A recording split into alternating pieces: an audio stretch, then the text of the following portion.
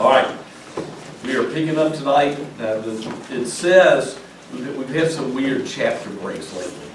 So technically, we're going to look at chapter 23. When you look at chapter 23, we're actually going to roll all the way back up into Acts chapter 22, verse 22. Paul has given his testimony, and so he is still under Roman protection. And so that's where we pick up in verse 22 tonight.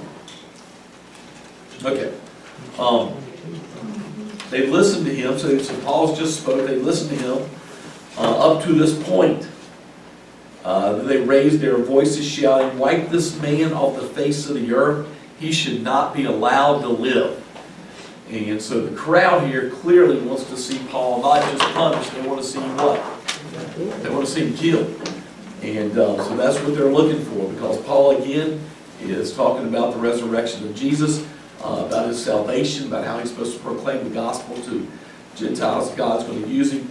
And so when Paul finally says that Jesus told him he was ascending far away to the Gentiles, that's when the people had had enough. As they were yelling and fleeing, I love this.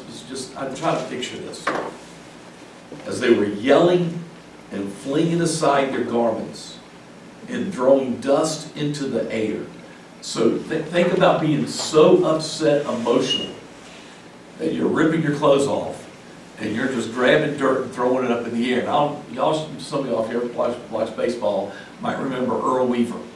That was the manager for the Baltimore Orioles. Nobody threw a fit like Earl Weaver. And he can throw more dust and he can do more crazy things, yelling at umpires, than anybody I've ever seen. And that's what's that? Nah, that's just Yankee fans. And but he just, this is like almost an uncontrollable rage. And so that's what you see. It's not just they want Paul to die. Just think of the rage with which they're speaking with. So you can imagine a crowd of these people fired up with rage. By the way, just a real quick story. I just thought of this. I was talking about that. Jim Leland, who was a manager for the Pirates, he's doing a raid. He's just going crazy on the umpire. And in the background, they start playing America the Beautiful. And so in the middle of Jim Leland's rage, he stops, waits to the end of God Bless America, and picks up exactly where he left off. So sometimes people are yelling and they're under control, but I think the picture here is more of somebody that's absolutely out, they've just lost their emotions and their control. Again, that idea of a good crowd together, a mob mentality, and people just don't think. See, lots of weird things reminding me of. Colin Cowherd, by the way, the talk show guy, has always said he would never go to Las Vegas with a group of more than 3 men. He says, because if you get to 4 men, people just lose their mind and they start acting stupid and there's nobody to keep you straight. And so there is something about being in a crowd that you don't think as much and you think it excuses your behavior. So you've got all these people going crazy, throwing dust in the air. So what happens? The commander, right, because he's responsible for protecting Paul, the commander ordered him back to be brought to the barracks, directing that he be interrogated with a scourge to discover the reason they were shouting against him like this. So the Roman soldiers, the leader, he realizes this is just not normal behavior. This is not just somebody being mad a little bit. I mean, he can tell the crowd is unusually upset, so they bring him back in. And basically his thought process, let's get to the bottom of this. And if we're going to get to the bottom of this, what we're going to do is we're going to scourge you, right? And so they're going to use the whips with the stuff on the end of it to help peel out the skin. Because the idea is by doing that, they were able to get him to answer quickly. So they ordered him back in. The commander ordered him to be brought to the barracks, directing him to be interrogated with a scourge to discover the reason they were shouting like this. And we're going to make him answer us so we know exactly what's going on, right? With the idea of, if I know what's going on, then I know how to deal with the crowd and to see if he's worthy of death. So as they stretched him out to lash him, Paul said to the centurion standing by, "Is it legal for you to scourge a man who is a Roman citizen, and is uncondemned?" And so Paul was just subtly saying, I'm a Roman citizen. because he also doesn't want to undercut his ties with the Hebrew audience, because that's part of the deal, right? Is they think he's siding too much with the Gentiles. So he doesn't want to completely not acknowledge it as a Jew, but he's also, he's getting ready to get scourged. He's going to protect himself from that as well, and says, by the way, you're going to do this to a Roman citizen that hasn't been accused? Because it's interesting, if you go back and look at the details of a lot of our legal system, there are a lot of ties to the Roman legal system. Part of it is the protection of citizens. The idea that you cannot be scourged and punished without a charge and without at least some level of being found guilty and knowing there's reason to do this. So Paul can't just all of a sudden, you can't just start whipping him or scourging him without reason, because he is a Roman citizen. And to do that would be a punishment against the person that actually did it, and then also their supervisor. So Paul asked him, as he's being stretched out, that's what they would do. They would stretch you out so that there's nothing to block or flinch, so that they have full access to the skin, so that when the scourge goes into the skin, it's going to rip flesh out. So as they stretched him out and lashed him, Paul said to the centurion, said, "It is illegal for you to scourge a Roman citizen, and that is also uncondemned." And the obvious answer was yes, but he wants to make sure. So he's trying to protect himself, but he's also trying to do it while maintaining some ties with the Jewish audience.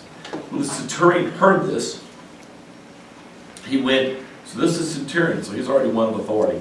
When the centurion heard this, he went and reported to the commander, saying, "What are you going to do? For this man is a Roman citizen." So the commander knows he can't do it, and so the centurion knows he can't do it without the protection. So now he's got to figure out what's going on. So the commander came and said to him, "Tell me, are you a Roman citizen?"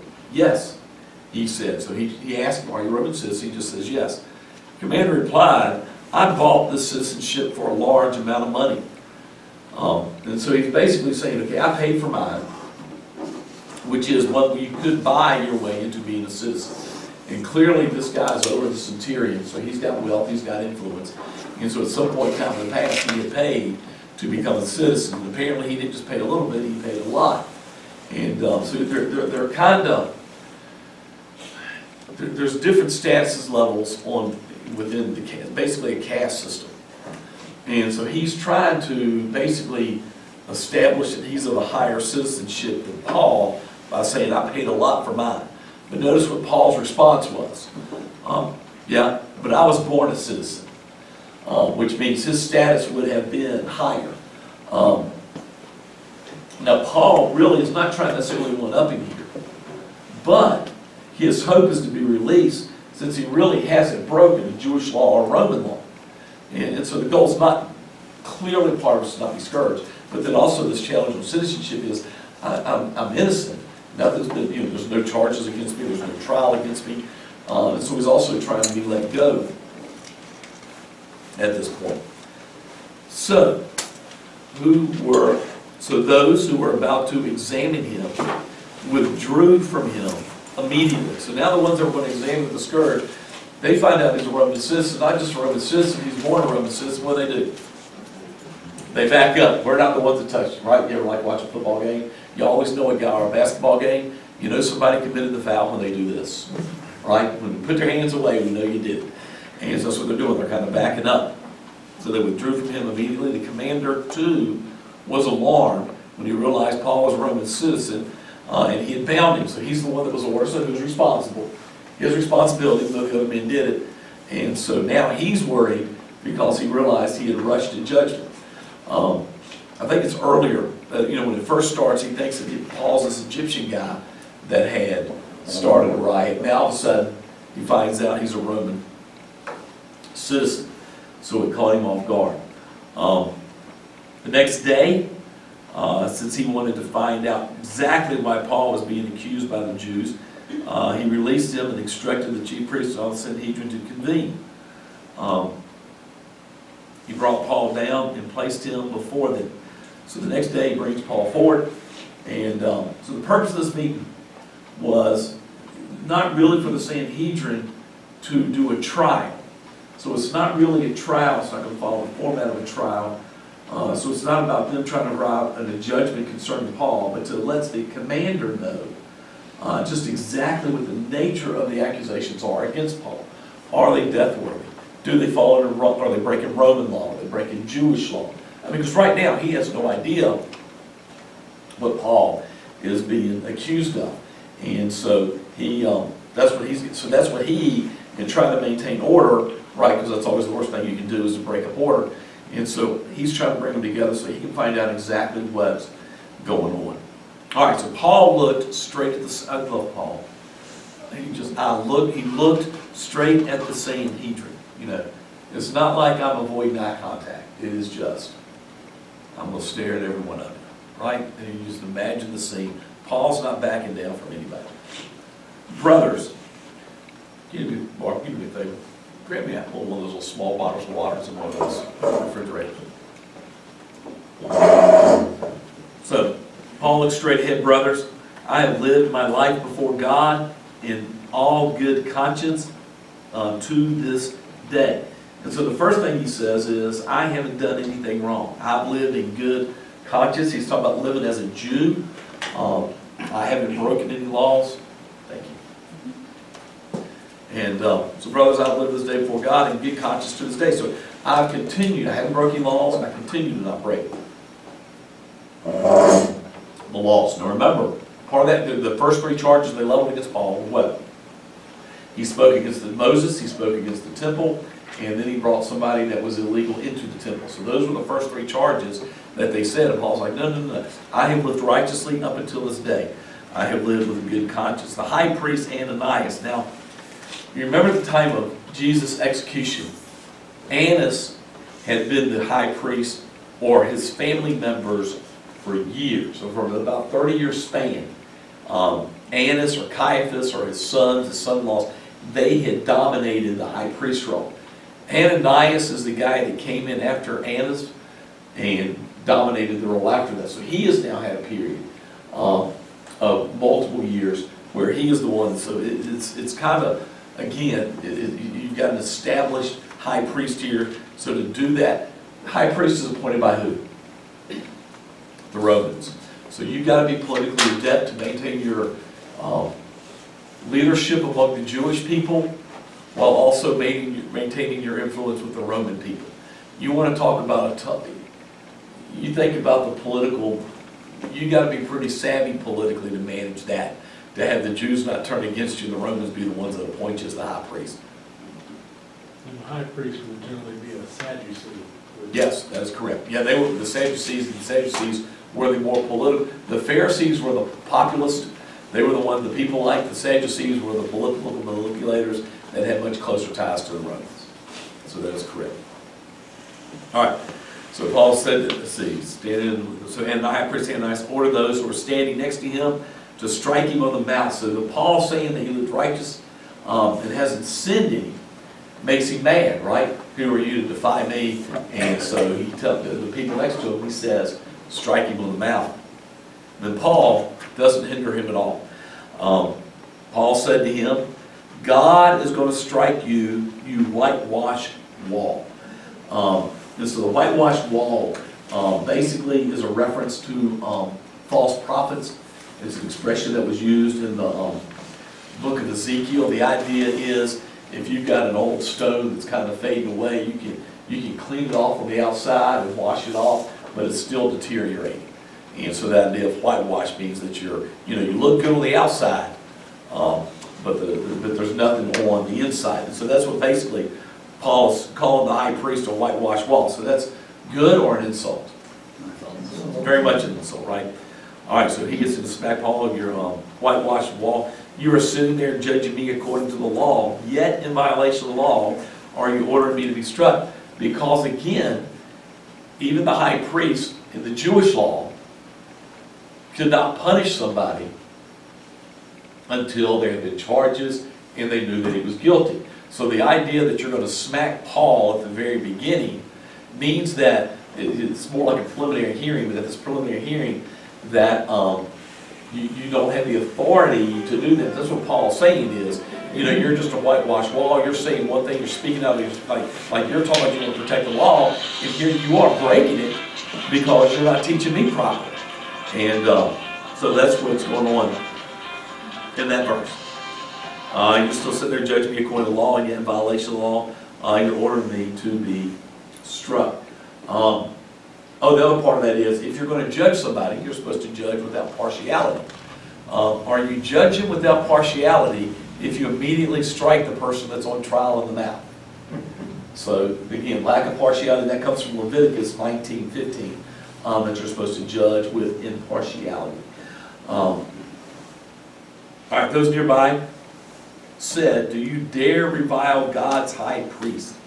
And so now they feel this, and you can, from their perspective, you can understand why they feel like this is attacking God's high priest. Because it's the high priest, he's been there for a long time, or for a lot of years. Although possible, Paul didn't recognize him. How are you talking to the high priest that way? And then Paul, in verse 5, says, I did not know, brothers, that he was the high priest. Replied Paul, for it is written, you must not speak evil of the ruler of your people. So the idea that you're not supposed to speak evil of the ruler, Paul said, well, I didn't know he was the high priest. So there's some debate on that. Because he's been there a long time, but Paul had not actually recognized who he was. He's been out in the nations too. What's that? Paul's been out. But Paul's been out in the nations for a long time and hasn't been back. So it's possible that he would not have recognized him. So that's legitimately possibly what's going on there. Other people argue that he would have known by position, the way they listened to him, that it was the high priest. The other chance is that it's just Paul being a little bit sarcastic. Basically didn't think a person that would give a command that was against the law would be the high priest. Now that's probably the most biting way to respond. Is, somebody's going to break the law that easy, I didn't think he'd be the high priest.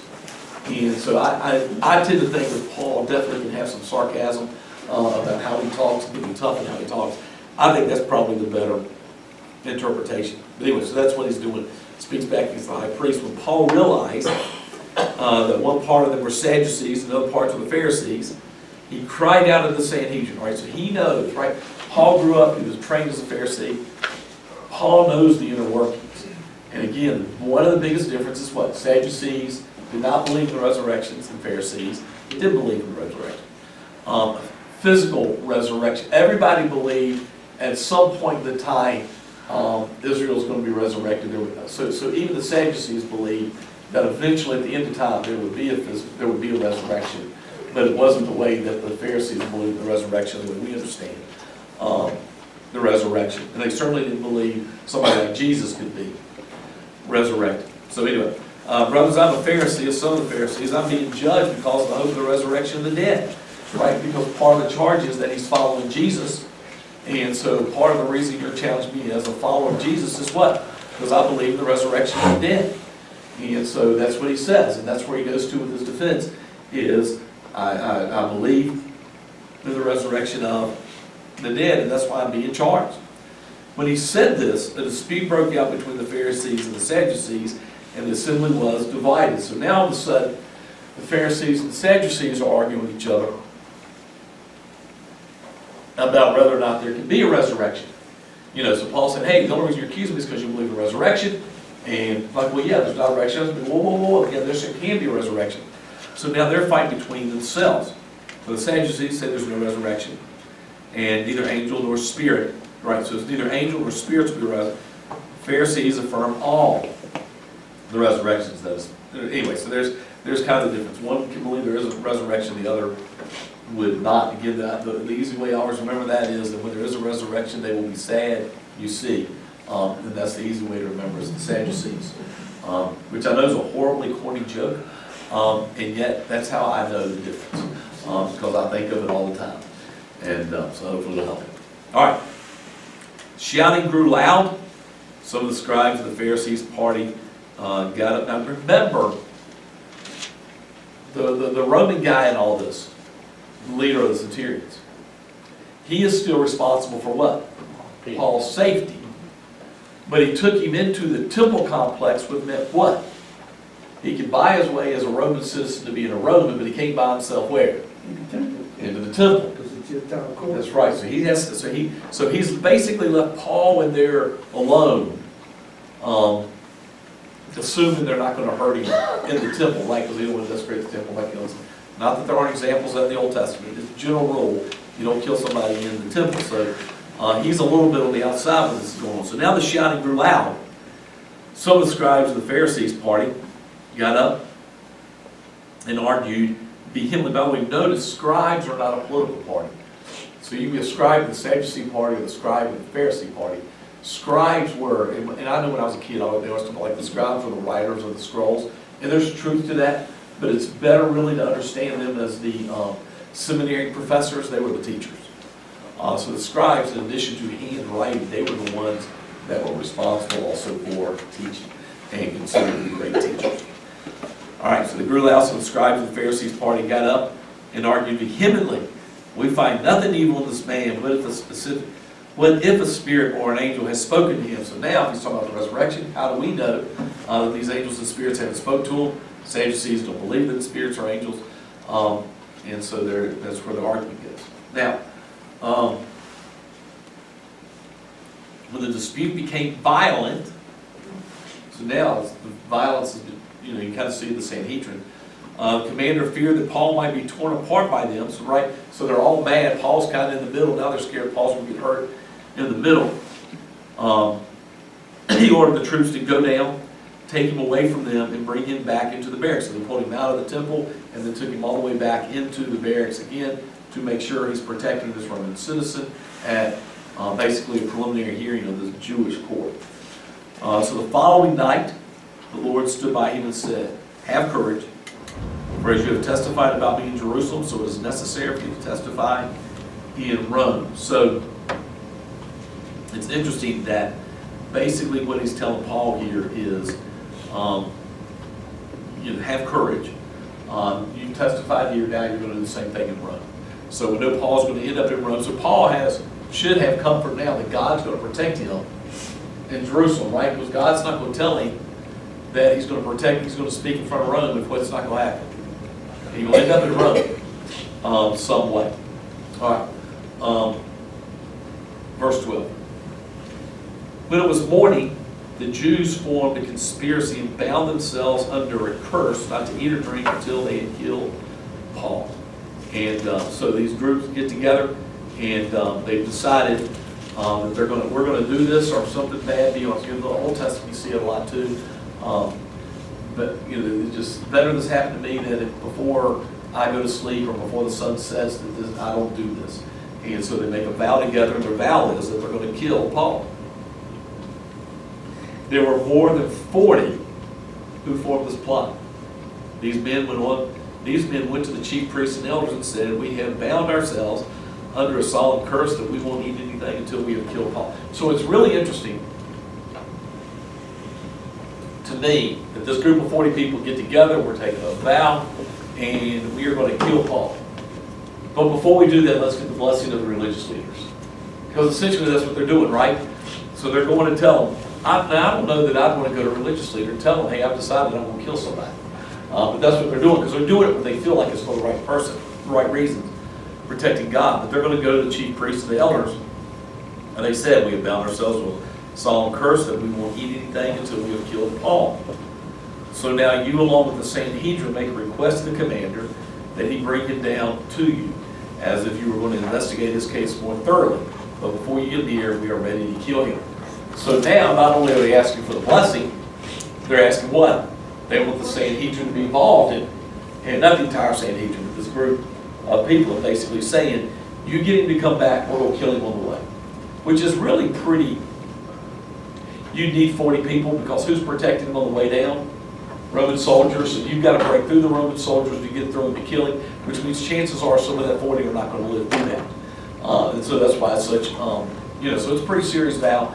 They're very serious about the idea that Paul needs to die. But the son of Paul's sister, that's just so Paul's sister apparently lives in Jerusalem probably. Paul, somehow this person's close enough to be able to hear about the plot, so he's hearing about the ambush. The other thing is, he didn't necessarily hear from one of the 40. what are the chances if you tell a secret to 40 people that it's not going to leak out? Not very good, right? But somehow he hears, either from one of the 40 or from somebody else. He hears about it, came and entered the barracks and reported it to Paul. So, Paul calls to one of the centurions, said, take this young man to the commander because he has something to report to him. Paul doesn't try to persuade him, he just says, hey, this guy's got something to report. The commander took him by the hand, laid him aside. And I think this is interesting, is that he doesn't give him a report in front of a group, right? Because if he hears whatever this report is, or whatever it is that he's told Paul, and he says it in front of people, then everybody, then that might get, then he's trying to control it, so the only person that's going to know what's going on is who? Me. So he brings him in, the commander took him by the hand, laid him aside, inquired privately, what is it you have to report to me? The Jews, he said, have agreed to ask you to bring Paul down to Sanhedrin tomorrow, as though they're going to hold a somewhat more careful inquiry about him. But don't let them persuade you, because there are more than 40 of them lying in ambush, men who have bound themselves under a curse not to eat or drink until they have killed him. Now they are ready, waiting for your consent. Now, not consent for the killing, consent to get Paul to go back down that direction. So the commander dismissed the young man and instructed him, don't tell anyone that you have informed me about this. So whatever action he's going to take, what he's going to do, he does not want everybody to understand why he's taking that action. He's going to do what he has to do, because he's what? He's responsible for protecting the life of a Roman citizen and not letting the Hebrews kill him. All right. Summoned two of the centurions and said, get 200 soldiers ready.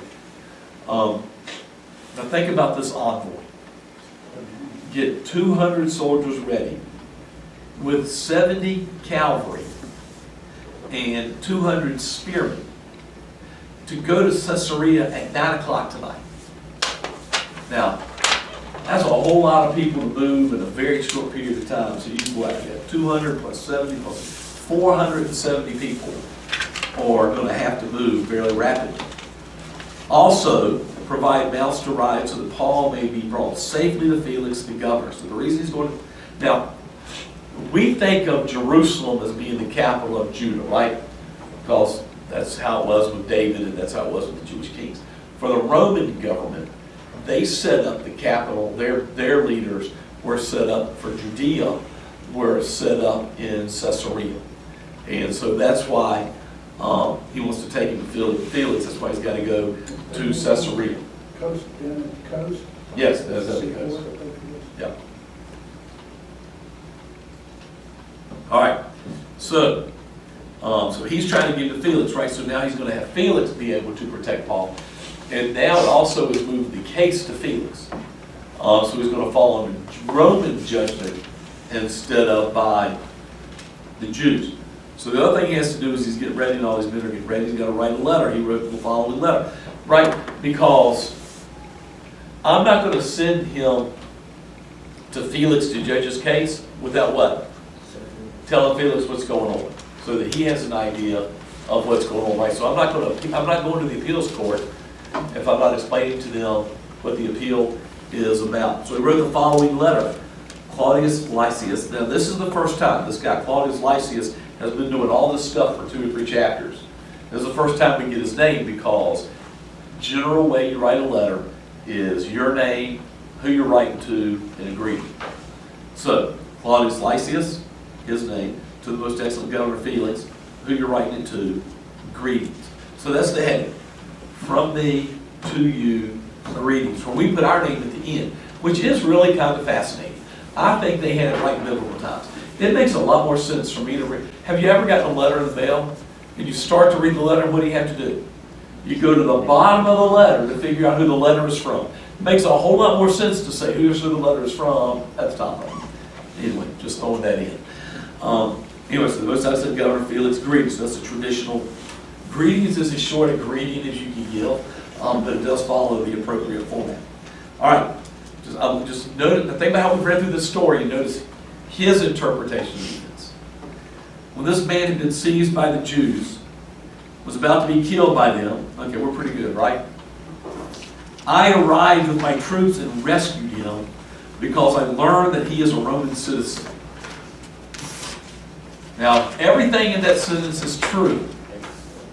The order of that sentence can be questioned because the troops did come in and they saved him, but he didn't know he was a Roman citizen until much later. But anyway, nothing like beefing up your resume a little bit, making it a little better in front of the boss. So anyway, I learned that he is a Roman citizen, which is true. He's a Roman citizen. Wanting to know the charge they were accusing him of, I brought him down to before their Sanhedrin. Right. So that's true. Once he found out he was a Roman citizen, he's still taking the Sanhedrin. He's still trying to figure out the nature. So that part's accurate. I found out that the accusations were concerning questions of their law, and there was no charge that merited death or imprisonment. Right. So this is, just notice how many times we're going to get the sentence, Paul's not guilty of anything worthy of death or imprisonment. Because this is not the last time we're going to hear something similar to that be said. But I found nothing that was worth it. When I was informed that there was a plot against the man, I sent him to you right away. I also ordered his accuser to state their case against him in your presence. So basically he said, I sent him to you, now you're going to get to hear the trial. Now we have not at this point heard Claudius tell the Jews, but we know that he's going to because they're going to show up pretty quickly. But that's what he also, so at the same time he's getting his 470 men together and writing his letter, he's also letting the Jewish leaders know, soon after he got him out of town, that they were going to have to take the case to Felix. So the soldiers took Paul during the night, brought him to Antipatris, as they were ordered as the place they would live. The next day, they returned to the barracks, allowing the cavalry to go with him. These men entered Caesarea, so it's about a day and a half trip. It's a little bit longer than a day trip. But they take off at night. They get there. When the men entered Caesarea, delivered the letter to the governor. They also presented Paul to him. So they bring Paul, they bring the letter. They have delivered him safely. After he read it, he asked what province he was from. When he learned that he was from Cilicia, so Paul is from, right, so which jurisdiction? Who's the right jurisdiction to hear the case? Where is he from? And so Paul's actually from Taurus, right? So that's up on the northeast corner of the Mediterranean Sea. So when he learned that he was from sea, he said, I will give you heed, because that is also part of, so you've got the governor is a little bit bigger than, the way they had it set up, he would have ruled that area, not just Judea, he ruled a larger area. Felix did because of his title. So he said, I will hear your hearing. Whenever your accusers get here, he ordered that it be kept under guard in Herod's palace. So being in Herod's palace was not as bad as a regular prison, but it was going to be kept under guard there as well. So now, that section of the story that we worked through kind of from 22 to 23 is basically how we get Paul to be in front of Felix. And, so he's going through the trial and all that kind of stuff. So what are some of the key things that we learn as we move through that chapter, a little bit over a chapter? Sometimes, all right, fanaticism, when there's crazy stuff going on, it really warrants a prophetic response. It's got to be spoken by God's word to have an impact more than ours. Now, that's the other thing to always think about as Paul's going through here. Jesus has told the disciples what? That when you speak, when you're on trial, when this goes on, I'm going to be the one that gives you words to say. And so one of the things here as Paul is facing all this craziness is God is actually speaking through Paul to say the right, that's why Paul's saying the right things, the appropriate things, is because God's given him the wisdom and speaking through him. Opposition requires a renewed focus on Jesus Christ. Where does Paul always go? Look, I lived with a clear conscience, so he's going to talk about their law. He's going to talk about the things he did for the Jews. But where is my ultimate loyalty? It always goes back to Jesus Christ. And so no matter how much pressure Paul's under, no matter what the accusations is, no matter how much his life is at risk, where does he always go? He always goes back to Jesus Christ. And so we do ministry. Whatever challenges we may face, whatever we may go through, we always, as the expression goes, keep the main thing the main thing. We want to make sure that we keep our attention, our focus on Jesus.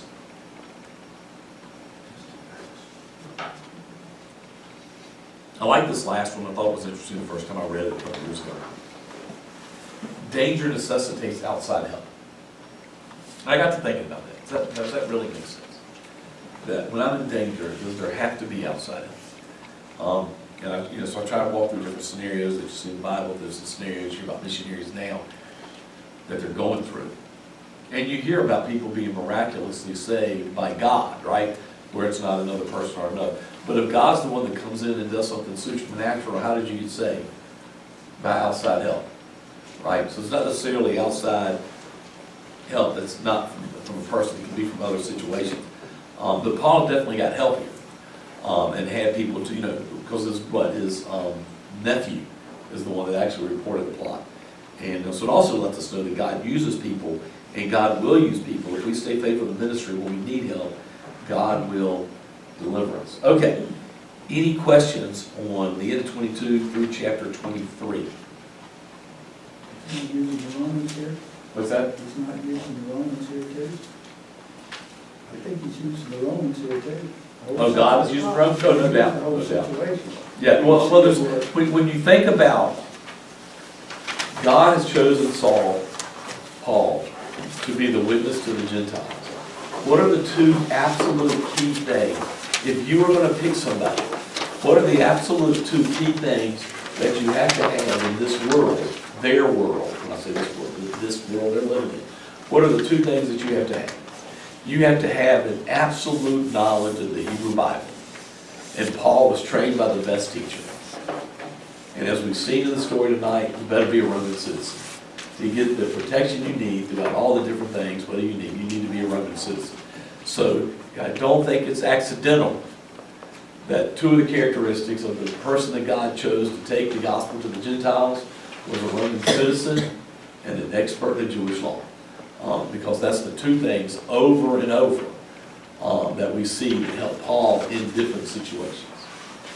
All right, good. Any other questions or comments? Are his sister or nephew mentioned anywhere else in the Bible? I don't believe so.